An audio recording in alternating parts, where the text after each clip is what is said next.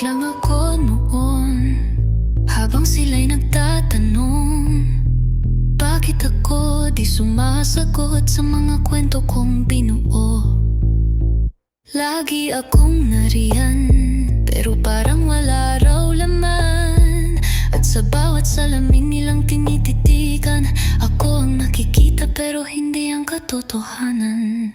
Akala niyo ako ang lihim, pero ako ang tagapagtago. Ako ang nagdala sa dilim, para sila ay hindi makakita ng totoo. Si CJ kinausap ko, huwag kang titingin sa likod, dahil pag nakita mo, mawawala ka rin sa sarili mo. Si Ronnie, binulungan ko, alalahanin mo, pero wag mong sabihin, dahil ang nakaraan namin ay masyadong mabigat kung ulitin. Si Trey, sinamahan ko noong nakita niya ang aninong totoo. At si Baby Chel, tinulungan kong limutin ang panaginip na totoo pala sa dulo. Lihim ni Prince, hindi ako nawawala.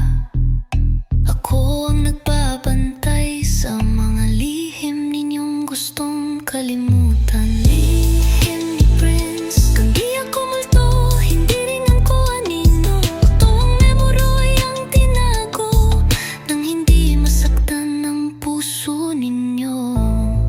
Ako ang lihim, kasi ako ang nakakakita ng lahat ng mga iyak sa tahimik na kwarto ng mga tanong na di kayang itanong, ng mga alaala na niyang tinakpan ng tawa. At ang totoo, ako ay hindi ako nawala sa mundo, kundi sa sarili. Ako si Prince, pero ako rin ang bahagi ng inyong takot. Kaya nung gabing umulan, sinabi ko kay CJ, pag huminto ka sa gitna ng dilim, huwag kang liliko. Pag lumingon ka, baka ako ang makita mo.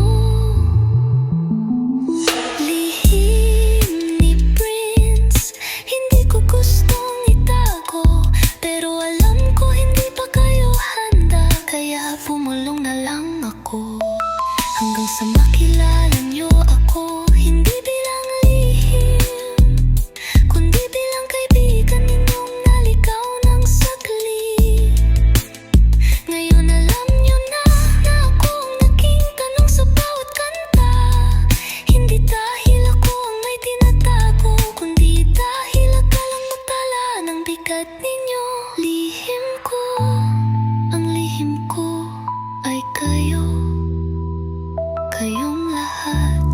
Kayong lahat ang iniingatan ko. Lihim ni Prince ay ang pagmamahal na walang salita.